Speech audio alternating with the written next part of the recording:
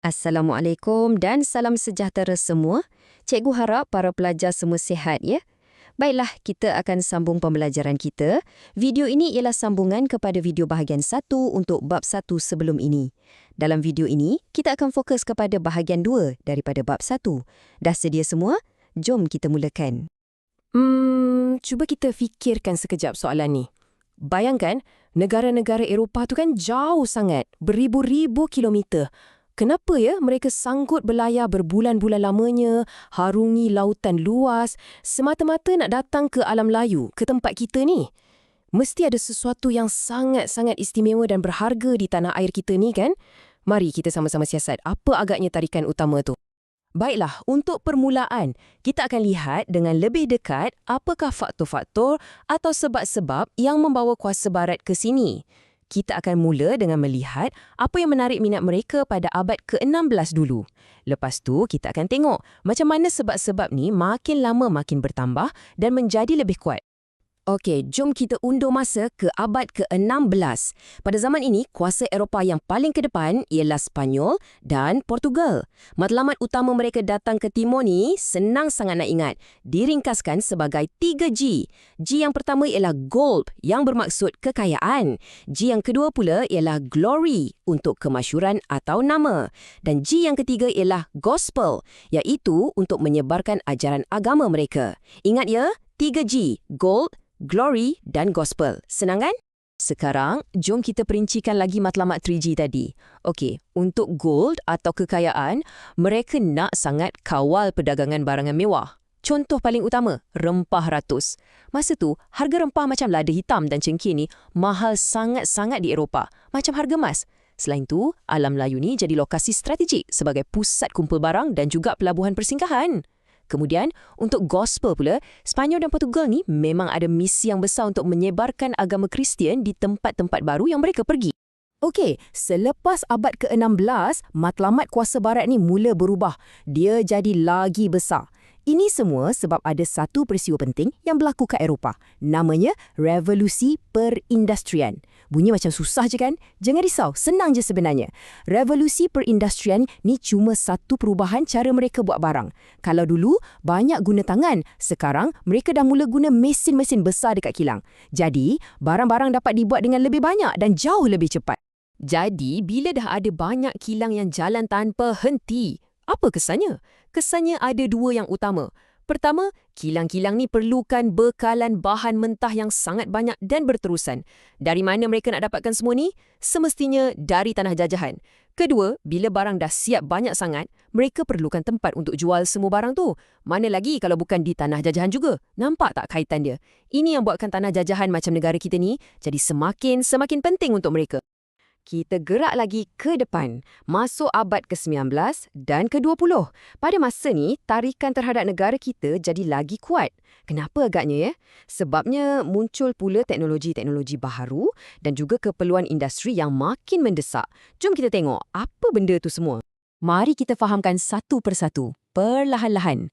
Pertama, industri kereta yang baru muncul perlukan getah asli untuk buat tayar. Lepas tu, industri makanan dalam tin pula perlukan bijih timah yang banyak. Dan kebetulan, kedua-dua bahan ni sangat-sangat kaya di negara kita. Pada masa yang sama, perjalanan ke sini jadi lebih senang dan cepat. Pembukaan terusan Suez dah pendekkan jalan laut. Ciptaan kapal wap pula boleh bawa muatan yang lebih banyak dengan laju. Dan lagi satu, ciptaan telegraf. Ini membolehkan mereka hantar mesej dengan pantas dari Eropah. Macam WhatsApp zaman dululah. Semua ni memudahkan lagi urusan mereka untuk datang dan mengawal kita. Selain daripada sebab ekonomi dan teknologi, ada satu lagi faktor penting, iaitu persaingan antara mereka sendiri. Ini ada kaitan dengan matlamat glory yang kita sebut tadi tu. Pada masa ni, kuasa-kuasa barat ni saling berlumba-lumba. Bagi mereka, memiliki tanah jajahan yang luas ni macam satu simbol kekuatan dan kehebatan negara mereka. Jadi, mereka pun bersainglah sesama sendiri untuk takluk sebanyak mungkin wilayah yang ada. Jadi macam mana mereka nak halalkan tindakan penjajahan mereka ni? Mereka pun ciptalah slogan-slogan tertentu. British guna slogan beban orang putih. Manakala Perancis guna slogan tugas menyebarkan tamadun. Kononnya mereka ni datang sebab rasa ia adalah tanggungjawab mereka untuk membawa kemajuan atau tamadun kepada masyarakat tempatan yang mereka anggap mundur. Inilah alasan yang mereka gunakan untuk mewajarkan tindakan mereka menguasai negara lain. Jadi, bila kita kumpulkan semua faktor yang kita dah bincang tadi, ekonomi, teknologi, persaingan, maka bermulalah satu perlumbaan yang sangat sengit di kalangan kuasa-kuasa barat. Masing-masing tak nak ketinggalan. Semua nak rebut kekayaan yang ada di alam Melayu. Cuma kita tengok jadual ni. Ia tunjukkan betapa hebatnya perlumbaan tu. British, sasaran utamanya ialah Tanah Melayu, Sarawak dan Sabah. Belanda pula tumpu pada Kepulauan Hindia Timur yang sekarang ni kita kenal sebagai Indonesia. Perancis pula di kawasan Indo-China. Malah, kuasa-kuasa lain yang kita tak sangka macam Rusia, Jerman dan Amerika Syarikat pun ada sasaran yang mereka sendiri tahu. Ini menunjukkan yang seluruh rantau kita ni dah jadi macam kek yang menjadi rebutan semua orang. Baik, sekarang kita dah faham kenapa mereka datang dan kenapa mereka berlumba-lumba. Soalan seterusnya, bagaimana pula cara atau strategi yang mereka guna untuk menguasai negara kita? Adakah semua guna cara yang sama? Jom kita siasat sama-sama. Secara umumnya, kita boleh nampak ada dua cara yang berbeza, terutamanya antara Belanda dan British. Belanda, mereka ni lebih suka guna cara keras. Maksudnya, guna kekuatan tentera dan serangan fizikal. Manakala British pula, mereka ni lebih licik sikit. Mereka lebih suka guna cara yang halus. Contohnya macam diplomasi, buat perjanjian dan juga manipulasi. Jom kita tengok contoh-contohnya supaya lebih jelas. Kita mulakan dengan strategi Belanda dulu ya. Pertama, serangan fizikal. Mereka tak teragak-agak untuk berperang dengan orang tempatan, contohnya di Pulau Pangkor dan Selangor, sebab mereka nak kuasai sepenuhnya perdagangan biji timah. Kedua, pakatan. Belanda ni pandai buat pakatan strategik. Contoh paling terkenal, mereka berpakat dengan kerajaan Johor untuk kalahkan musuh mereka, Portugis, di Melaka. Dan yang ketiga, perjanjian. Mereka akan ikat pemerintah tempatan dengan perjanjian rasmi, macam yang dibuat dengan Perak dan Selangor, supaya semua hasil biji timah dijual pada mereka sahaja. Okey, sekarang kita tengok British pula. Cara British ni lagi macam-macam dan boleh kata lebih licik. Kita tengok satu-satu ya, perlahan-lahan. Kadang-kadang mereka guna manipulasi.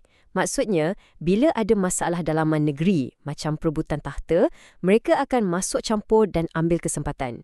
Mereka juga guna ugutan dan desakan untuk paksa Sultan terima penasihat British. Ada juga tipu hela, macam kes Francis Light di Pulau Pinang. Dan walaupun mereka lebih suka cara halus macam perjanjian, kalau cara tu tak berkesan, mereka akan guna juga serangan fizikal.